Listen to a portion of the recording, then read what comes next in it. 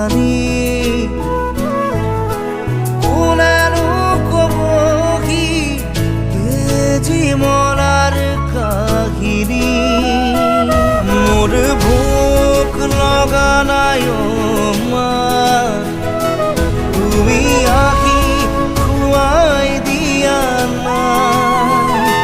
তোমাক নোপোৱাৰ যাতনা